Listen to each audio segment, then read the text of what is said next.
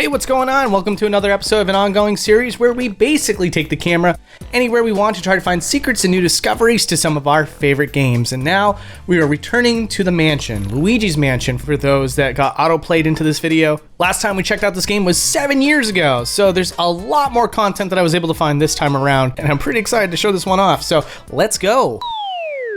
Alright, the first thing I want to talk about is the first thing you see in the video's thumbnail. It is this weird bouncing object all the way in the back of the map during this incredibly brief cutscene. It's all very hard to get captured footage for because the camera is bouncing around just as much as this object is. So by slowing down the game footage, we can catch it all in time. And what I've learned what this is it's apparently the straps for the Poltergust 3000. Now, why is it not attached to Luigi? There's a couple of theories. Maybe the animators thought it would look better without the straps. Maybe the straps were causing issues during the animations, and so it was just moved to a different part of the map where it wouldn't be seen by the player. The only thing that I do know that's very, very strange is that the straps sort of do a bouncing animation up and down. It doesn't seem to be animation that's tied to the character model. It seems to be doing its own independent bouncing motion. So that to me is incredibly wild, and I'm not sure why they chose to go in that direction, but it makes for really good out-of-bounds content for sure. Also, it should be stated that in this cutscene, there is unused animation of Luigi looking terrified and walking up to the mansion itself. This is all happening off camera, as the camera would normally have a close-up on Professor Egad. And here's also something else that was out of control. So one of the earliest cutscenes you see once you go inside the mansion is this key that's floating in the air, obviously being held by one of the ghosts, and then dropped on the rug. Now, here's something I didn't know about this cutscene. A higher res texture for the rug is placed in the scene, so it looks nicer when the camera's focused on it. And what's even more wild than that is that it gets moved out of bounds, but not perfectly. In fact, anyone that plays Luigi's Mansion should be able to see a tiny little bit of clipping of the rug in this corner of the room. And this only happens just after the cutscene, so don't try to look for it later or before. How do I know that this is the same rug that was used in that cutscene? Well, if you look behind the wall just after that cutscene, you can see the cutscene key is sort of clipped both out of bounds and inside the wall. And yeah, speaking of things that are clipping into other things, the Poltergust 3000 must be pretty uncomfortable for Luigi because inside of the Poltergust, as well as inside of Luigi himself, is a third wheel to the Poltergust. The thing is literally digging into Luigi's back. And since we're still on this subject, let's also talk about Luigi's hair. It's always on Luigi's model at any given time. So while future games do this sort of thing where it culls out hair or replaces the model with a model head with hair, Luigi's Mansion does something completely different here. Yes, when you get hurt or if you get burned, Luigi might take off his hat or you can see it phasing through his invisible-ish model. But if you took the camera inside the hat, even when none of those things are going on, you can see that he still has his hair. And taking the model into a model viewer can show you the shape of his hair that is even used in the game, which it's not great.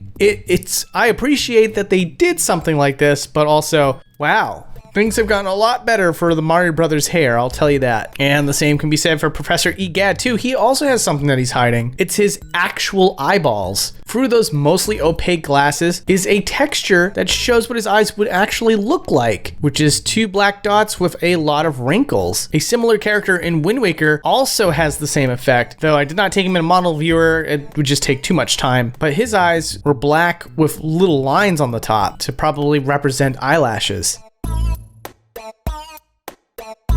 Anyways, let's take a tour through his lab here. To the right, there is a door that says training room, as well as some sort of screen that has a depiction of Luigi sucking up a ghost. There also seems to be a monitor in the background here that uses two different types of green lines. This was changed in the remake to have what looks like some sort of coating instead. Also, the door to the training room doesn't say training room anymore in the remaster. It says nothing. It's just garbled mess. Here's something that's also cool. When you pause the game, there's a boo that's hiding behind the texture of Luigi walking through the mansion for the first time. However, if we remove that texture, you could see that there is a full texture of the boo itself. And for those wondering, yes, even the other screen where you go to quit has multiple ghosts, and they also have full textured bodies as well.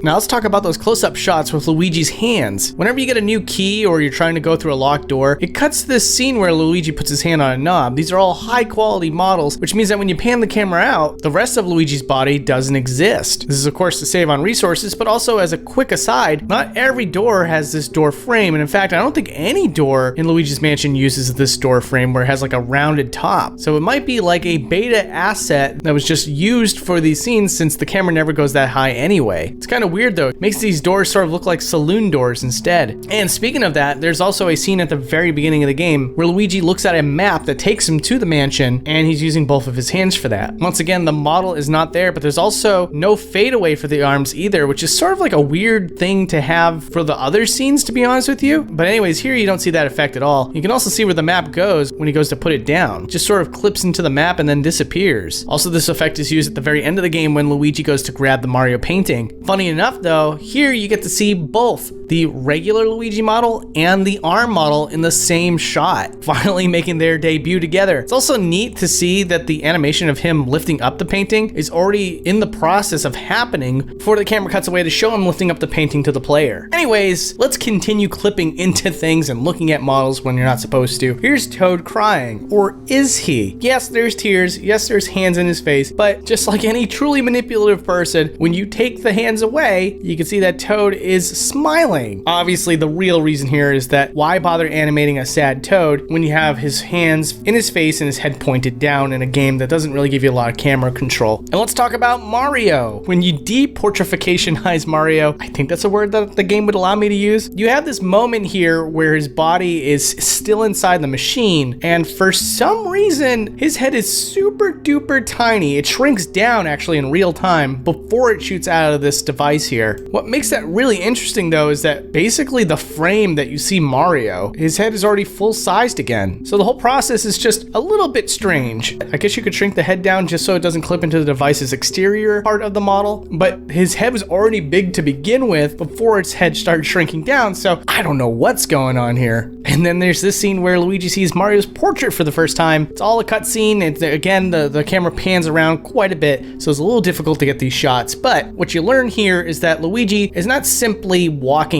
up to the lion's mouth. He has to slide in horizontally, so his body's essentially petrified from the neck down. And then there's this fight with Phantom Bowser, and he sucks up Luigi into his body. Here's something that's really fun. I had to slow down the footage astronomically slow in order to catch this, but we can look at the last frame of what Luigi looks like just before he basically calls out inside of the body of Bowser. What you get is a complete mess of geometry. His nose is missing, everything's just sort of collapsing itself. It's really funny. Okay, let's talk about one of the first cutscenes you see in the game when you get introduced to Egad for the first time. Just gonna commentate here. Luigi gets encountered with a ghost, gets terrified beyond measure, which by the way, I want to show you what that looks like from another angle. There you go. That's a special moment right there. And then Egad comes in to save the day, all with Luigi standing side by side to get introduced. Now I want to show you what happens from another angle. While Luigi is getting scared by the ghost initially, you can see Egad just standing there in the middle of the room without the Poltergust 3000. But the Poltergust 3000 is still in the room. It's actually over by the fine china cabinet. It's just stored underneath there. Then Luigi's model gets put over behind the table in a way that looks like it was warped there, which makes the next sequence pretty funny because once Egad is finishing up his scene, that same Luigi model starts sliding into the next position that Luigi was supposed to be in. This is one of the most haphazardly put together cutscenes I've seen on this show. I love it. Now for things that are just stored out of bounds for some reason, and I don't believe that this is attributed to culling because I checked the adjacent area and it's not there, but the room where you release the booze for the first time, there is a poster of a musical ghost. This poster is used in other parts of the game, but for some reason it's stored out here as well. Also, as far as floating objects out of bounds, there seems to be some sort of developer trigger area that gets represented by a singular gold coin. You can find a singular gold coin in just about every single room, if not every room. It's just sometimes it's a little hard to find because there's a bounding box that will hide geometry that's far enough out of bounds. But from my experience, I've found these gold coins in quite a few different areas. The area that we've been looking at, in case you didn't pay attention, was the ghost portrification room that's used when you finish a chapter chapter. And speaking of that room, let's talk about a couple of different things, starting with the fact that when you finish getting all the portraits and then it jumps to another screen, there are actually 2 Luigis in a single instance. The first one, for whatever reason, spawns right in front of the viewing glass, only to get completely masked outside of his own Poltergust 3000. I say it's masked because if you look at the Poltergust from certain angles, you can see the outline of Luigi, in spite of the fact that you can't actually see him. And all that being said, here's a wide shot to show you the other Luigi that's normally used in this cutscene. And also, a lot of people, I remember in the original episode, was hoping to find out what would happen if you took the camera inside of this machine that takes the ghost sprite and turns it into a portrait. Well, you can see the exact moment in which the ghost sprite is just basically transformed into a portrait, but nothing really special beyond that. And now let's talk about miniature displays. Oftentimes throughout this game, EGAD is in the lower right hand side with the Game Boy Horror. And what's really cool is that a flat texture and half of the EGAD model is just placed behind this texture that represents the Game Boy Horror. So manipulating the camera while moving around in its own separate plane can be seen in a 3D space. And there's other instances of this in the game as well. Mario, for example, when you first see him, that is a 3D model and not a looping 2D animation. And so if you move the camera up, down, left, and right, and everywhere in between, you can see his shoes and his legs, something that you would never be able to see from this Mario in the game. And of course, when you get to the end of the game, there's this little trick here that summons Bowser. Not only is everything below his torso gone, but his hands are missing as well. And since we're on the subject of Bowser, I did want to show you another thing with this giant phony here. If you move to a certain part of the map, or just move too far away from him in general, this Bowser will jump up in the sky and fall back down. Now, in most games, I've noticed that when a model does this, they tend to just disappear or get culled out before just placed somewhere else on the map. But not this one, no. If you take the camera out, you can see that the model still exists in the plane and is literally sliding to the player. I was very surprised by this. It was really cool to look at too. Now let's try to find some hidden details throughout the environment. Like this over here, yes, you can find this in different areas of the game, but it's very hard to see it here in this storage area. And you can see that there's various items written out in English, like cheese with a missing E, and sometimes the text is reversed, leaving food to look more like boof. One shot that was very difficult to get, because once again, this shot of the mansion, I tell you, I wish there was a time in the game where you can just look out the window and see the mansion for what it is, but no, you don't really get that in this game. It's pretty much relegated to this cutscene and the opening cutscene. So with that said, I've had to meticulously try to get my way inside of EGAD's little shack here. And taking the camera inside will show you that it's got textures on all sides, as well as various exterior posts that sort of just jam through the building. But sadly, there's no extra details that would be significant to the player. The only significant texture, I would say, is the floorboards, which don't need to exist. And then we got this moment when you're in the attic, and if you move Luigi up to the window, you could see some exterior, but obviously you can see so little of it. So panning the camera out will show you that yes, there's a lot more detail here than the player's allowed to see, but still not as much as I'm sure a lot of players were hoping they'd be able to see. And this room in particular is really bizarre. So there's a lot you can see outside that window. You're supposed to be able to see the balcony as well as a view of the graveyard. And if you go into the Game Boy Horror camera mode, there's a lot more detail here. In fact, there's more detail here in some areas than you would see if you were actually outside there trying to catch some extra details like the roof. I was shocked by this. I was also shocked by the fact that the windows are opaque on the opposite side. I absolutely couldn't believe that.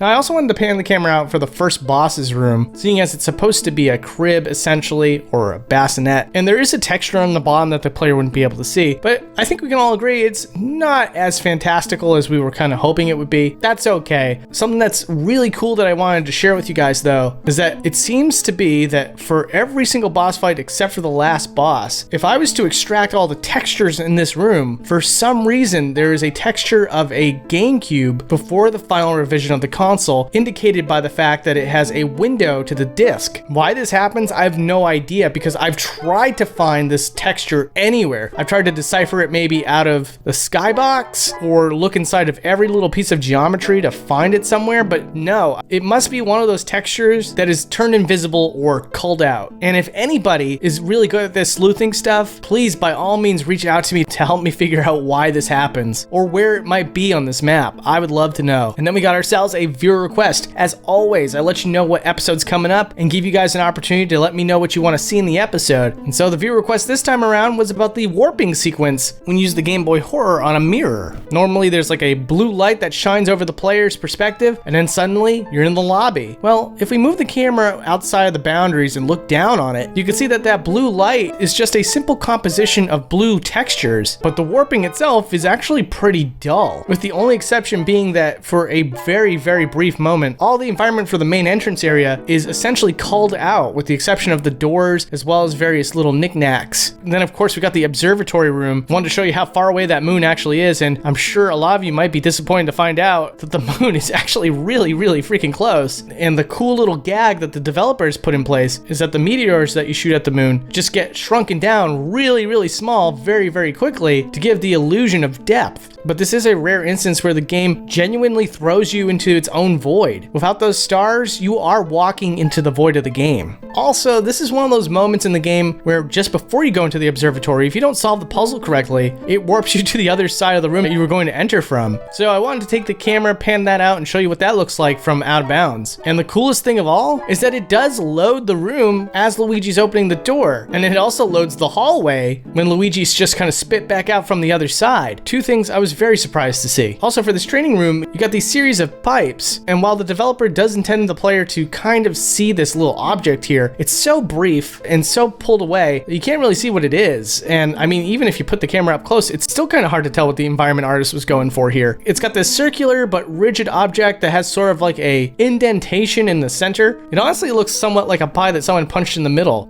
Now here's something that's a little more technical for you. There seems to be a use of projection for these two hallways for some reason or another. When Luigi isn't stepping into either one of these hallways, the camera position sort of dictates a projection for both of them. And by moving the camera around, we kind of destroy that illusion. And you can also see the exact moment as to where Luigi steps into the hallway and essentially calls in that hallway. I'm not even convinced that the developers needed to do this. It almost seems like an exercise in exploring tech. Being that this is a launch title for the GameCube, I wouldn't be surprised if there was some experimentation involved for no other reason than experimentation so it can be used in later projects. Another viewer request was they want to know what happens when the boos escape into another room, and it's not interesting. There you go. Boop. Gone. Alternatively, here's the ceiling ghost here, and I just wanted to show you what the full model looks like, because when you suck it up, you only get like a couple of frames before it's sucked into your vacuum, so I wanted to show you what that looks like while it's in full size. This is a stupid fast what I wanted to show you guys, but when Luigi inspects this sign, he says it says, "Here lies Mr. Bones, quiet." But clearly on the sign, it says something different, and yeah, the texture is completely distorted. A lot of the textures in this game kind of are, but believe it or not, it doesn't say skeleton as the first word. The entire phrase reads out as "skeleton is buried here." And here's the original texture so that you can get an idea of what it's supposed to look like. Also, the menus for Luigi's Mansion use real 3D models as well, not 2D animation. So taking the camera up and around can show you that it can be manipulated as well. Also, if you look at the ghost portrificationizer, you can see these ghosts here that seem to be used from a beta version of Luigi's Mansion. It looks as though they may be playing poker or something, or just sitting in front of a dinner table. And there's also a flat 2D texture of Mario that's being used here. He's actually in his signature jumping pose, and you can see the unmanipulated version of Mario's texture right here as it was extracted from the game and placed into a folder. And that's all for now. Here's another look at the distorted Luigi model. I hope you give the channel a subscribe. There's lots of Nintendo content that we cover here that's already been covered, as well as going to be covered in the future. So I hope that you stick with me in the channel. But if not, thanks for stopping by. I appreciate you. Take care.